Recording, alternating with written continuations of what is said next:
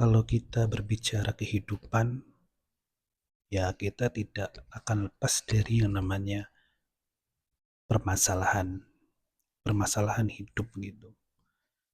Ya, semua orang dari yang kecil sampai yang besar, ya, dari yang kaya, miskin, dan semua golongan itu memiliki masalah. Dan aku baru menyadari ini, saya mau sharing-sharing aja ini, mudah-mudahan ini bisa membuka pemahaman-pemahaman baru untuk yang nonton gitu, untuk kamu. Bahwa kita kan seringkali berhadapan dengan permasalahan hidup, ya kan?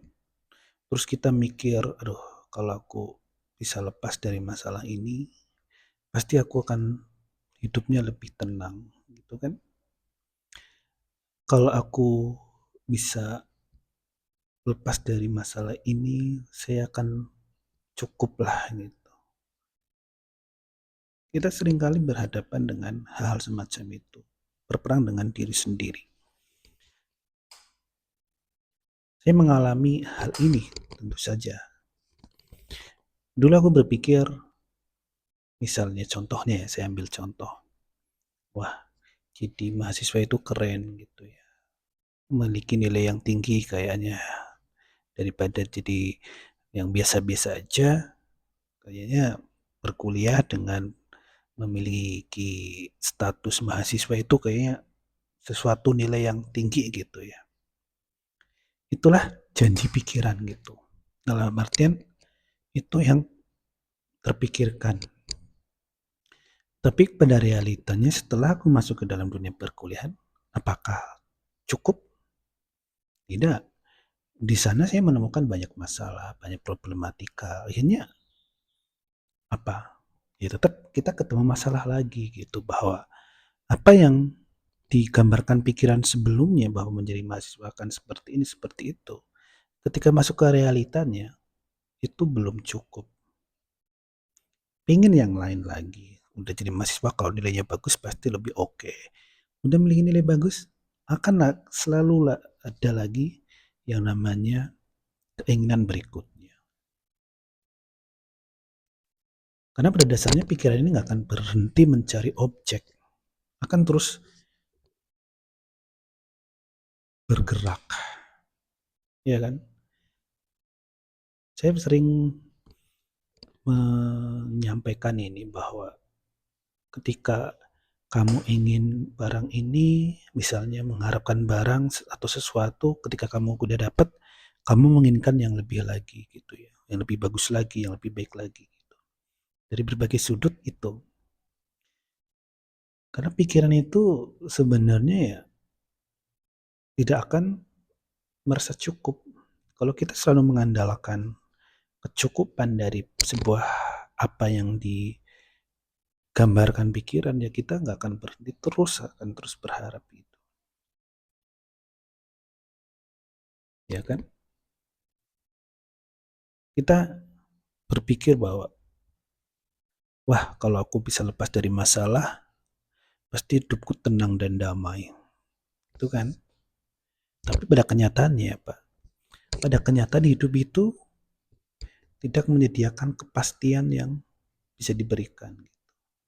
Hidup itu lebih banyak ketidakpastiannya. Kamu bisa memastikan besok hidup? Bisa memastikan besok masih hidup? Tidak kan? Nah, kamu bisa memastikan hari berikutnya kamu masih memiliki HP yang saat ini sedang buat nonton videoku? Tidak kan? Nah, di dalam kehidupan yang tidak pasti, terus kamu mengharapkan sebuah kepastian, itu adalah penderitaan. Di dalam sebuah hubungan, terus kamu mengharapkan sebuah kepastian, kayak misalnya, wah, dia harus jadi pasanganku gitu. Dia harus jadi ini, jadi itu. Kamu kan mengharapkan kepastian tuh. Ya kamu menderita. Kenapa? Kepastian itu dalam kehidupan ini tidak selalu ada. Bahkan lebih banyak ketidakpastian kan. Iya kan? Ketika kamu mencari kepastian, kamu berusaha mengontrol sesuatu yang tidak bisa kamu kontrol, itulah penderitaan. Iya kan? Kamu ingin memastikan penilaian orang selalu baik kepadamu. Kamu ingin memastikan kata-kata yang diucapkan orang ke kamu membuatmu nyaman. Di situ kamu berperan ingin menjadi pengontrol sesuatu yang tidak bisa kamu kontrol. Yang terjadi apa? Jadi hidupmu ya menderita karena kamu mengharapkan sesuatu yang tidak bisa diberikan oleh hidup. Salah satunya itu kepastian. Kalau kita berbicara pikiran ya, pikiran itu adalah penasehat, tapi bukan pemilik hidupmu. Pikiran akan selalu memunculkan kemungkinan-kemungkinan yang bakal terjadi gitu. Wah, besok aku kerja. Bagaimana kalau ketemu macet ya? Loh, bagaimana kalau nanti bos marah-marah ya? Aku belum selesai pekerjaannya, bagaimana kalau ini, kalau itu? Pikiran selalu menghadirkan yang namanya kemungkinan-kemungkinan, tapi tidak menghadirkan kepastian. Tapi seringkali ketika kita selalu percaya kepada pikiran, kita hidup di masa depan. Dan kita tidak hidup di saat ini, itulah penderitaan juga.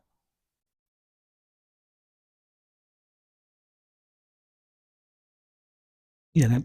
Sadar itu enggak? Bahwa pikiran itu akan selalu memberikan kemungkinan-kemungkinan, memberikan gambaran-gambaran, tapi tidak memberikan sesuatu yang pasti. Seringkali kita duduk di sini misalnya, tapi pikiranmu ke masa depan yang belum pasti, terjadi. Tapi itulah cara kerja pikiran. Pikiran disetting untuk terus bergerak. Pikiran disetting bukan untuk merasa cukup. Dia akan selalu mencari kekurangan. Pikiran akan selalu membuka peluang kita merasa kurang. Kurang ini, kurang itu. Kamu sudah punya A, udah punya nih, pingin yang B, pingin ini lagi, pingin ini lagi. Akan terus bergerak mencari ketidakcukupan. Karena rasa cukup itu hadir bukan dari pikiran, tapi dari kesadaran. Rasa sadar, oh ini sudah cukup lah gitu. Bukan dari pikiran. Kalau kita mengandalkan pikiran, kita selalu percaya 100% pada pikiran, yang ada kita merasa menderita terus-menerus. Kita capek. Ya kan? Coba nggak mau selalu percaya pikiran. Pikiran akan mengarahkan, wah besok aku akan ketemu orang yang nyebelin. Padahal secara kenyataan kita lagi duduk nih, lagi duduk di depan HP, lagi nonton video, itu kenyataannya kan. Tapi pikiran berkata bahwa, wah besok aku akan bertemu dengan orang yang nyebelin. Kamu udah hidup di masa depan dengan pikiranmu itu. Dan apa yang terjadi? Tubuhmu merespon, kamu merasa gelisah, kamu merasa capek, kamu merasa stres dengan apa yang belum terjadi. Itu. Makanya pikiran itu jangan selalu dipercaya 100%. Saya juga ngomong di video-video sebelum-sebelumnya bahwa kita jangan terlalu percaya pikiran 100%. Ya. Pikiran itu gunakan untuk sesuatu yang bisa membuatmu lebih produktif, lebih mencapai penyelesaian masalah. Tapi bukan untuk digunakan jadi prediksi, jadi penentu dari bahagiamu. Bukan. Pikiran, kalau kamu 100% percaya kepada pikiran, pikiran akan mengarahkanmu kepada sesuatu yang membuatmu gelisah. Seringkali itu. Seringkali pikiran mengarahkanmu kepada ekspektasi, kepada rasa khawatir, kepada overthinking, kepada kecemasan. Itu. Ke masa lalu, ke masa depan. Gerakan pikiran itu masa lalu, masa depan, kayak gitu. Cuma tak kayak jarum aja, ke kanan, ke kiri, ke kanan, ke kiri. Tetapi nggak berhenti di tengah, yaitu saat ini. Saat ini adalah kenyataan. Tetapi ketika kita percaya kepada pikiran, ketika kita mengandalkan full 100% kepada pikiran, yang terjadi adalah kehidupan kita berada di masa lalu, ya, masa lalu, dan berada di masa depan. Ketika itu terjadi, kamu tidak bisa menikmati hidup saat ini. Yang terjadi adalah penderitaan, kegelisahan, rasa cemas. Itu. Pikiran digunakan untuk, pikiran adalah penasehat. Betul, pikiran kita berbicara, pikiran adalah penasehat. Ketika kamu berada di sini, pikiran akan memberi nasihat ya. Kamu jangan santai-santai dong, ingat tugasmu masih banyak. Bagaimana besok pekerjaanmu? Jangan-jangan nanti kamu ketemu klien seperti ini. Nanti kamu akan ketemu dosen yang seperti ini, ketemu guru yang seperti ini. Hati-hati ya, tetap waspada ya. Itulah kata pikiran. Karena penasehat ya. Kalau kamu selalu langsung percaya, kamu langsung hidup di masa depan dengan sesuatu yang belum terjadi, tetapi kamu sudah bisa merasakan penderitaannya. Kamu akan mendapat dua penderitaan, misalnya terjadi secara kenyataannya. Pertama, penderitaan sebelum sesuatu terjadi. Kedua, penderitaan setelah kenyataan itu terjadi. Kamu dua kali menderita ketika kamu selalu percaya pada pikiran. Kemudian, kita jangan lagi mencari tempat di mana kamu akhirnya berhenti khawatir. Kamu tidak akan menemukan tempat di mana kamu akan berhenti khawatir. Kamu mau di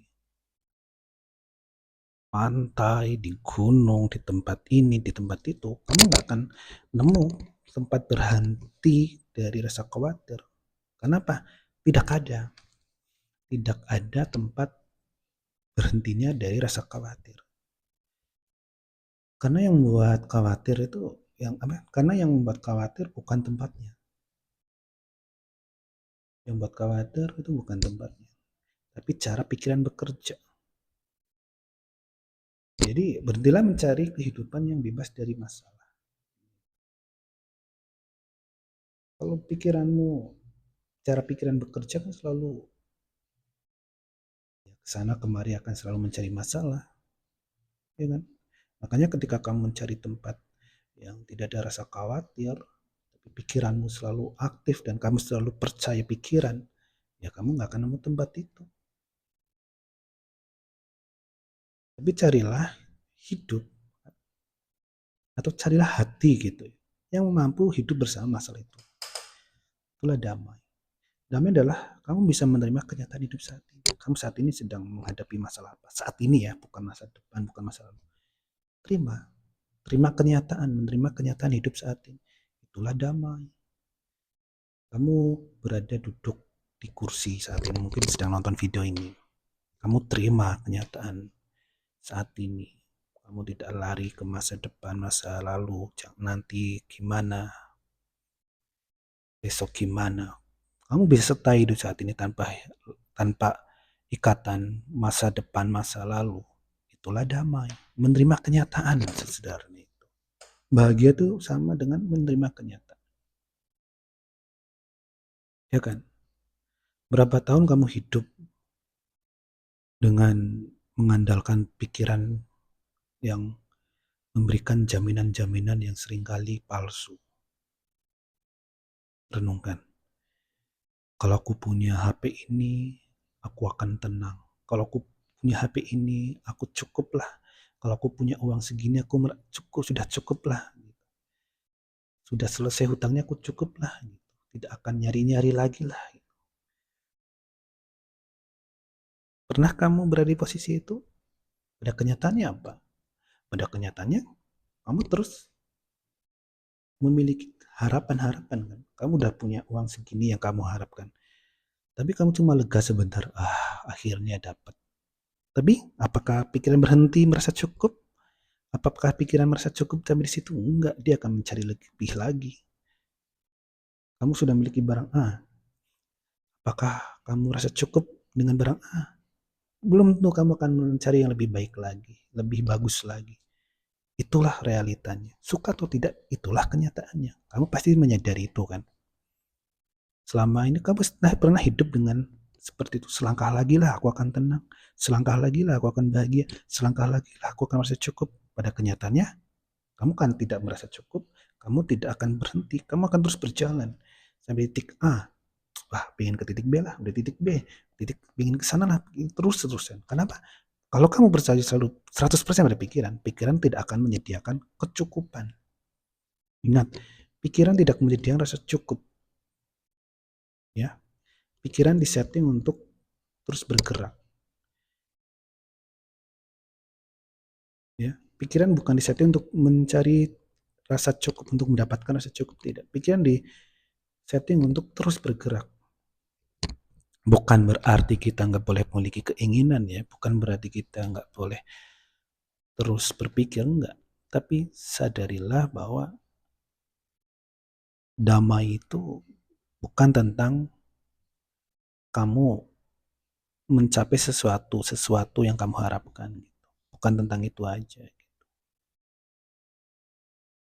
Kamu merasa cukup dengan A, itu belum tentu. Ketika kamu berkata seperti itu, kamu belum sampai di titik itu kan. Kamu, aku kalau punya A pasti aku seneng banget. Ya seneng ketika kamu bisa mendapatkannya. Apakah kamu merasa cukup sampai di situ? Belum tentu. Kamu akan terus bergerak. Ya. Jadi kenyataannya begitulah hidup. Pikiran akan terus berjalan. Ya. Pikiran akan terus menyediakan hal-hal yang akan membuatmu bertemu dengan masalah. Kamu tidak akan nemu yang namanya kehidupan tanpa masalah. Itu realitanya. Kamu mau jadi kaya, mau jadi miskin, mau jadi ini, jadi itu, kamu akan selalu bertemu dengan masalah. Tapi hubunganmu dengan kehidupan, bagaimana kamu merespon masalah itu, itulah yang terpenting. Jangan mencari hidup yang tanpa masalah. Kamu tidak akan bisa menemukan hidup tanpa masalah. Tapi ketika kamu bisa merasa damai, yaitu dengan adanya masalah, kamu bisa menerima realita yang ada, menerima kenyataan yang tidak bisa ubah. Kamu tidak berusaha mengontrol yang tidak bisa kamu kontrol. Kamu tidak bisa memastikan sesuatu yang tidak dipastikan. Dalam artian kamu tidak berusaha memastikan sesuatu yang tidak pasti. Itulah yang disebut damai. Itu yang disebut kebahagiaan. Sederhana itu. Tapi tidak mudah menjalaninya. Susah menghadapinya. Tapi berjalanlah terus. Nanti kamu akan menemukan pemahaman-pemahaman hidup yang lebih baik lagi. Ini saya sharingkan. Udah 17 menit lebih saya ngomong. Semoga kamu bisa menemukan benang merahnya maksud dari apa yang saya sampaikan ini. Semoga bisa dipahami. Thank you. Saya Trilakson undur diri. Bye.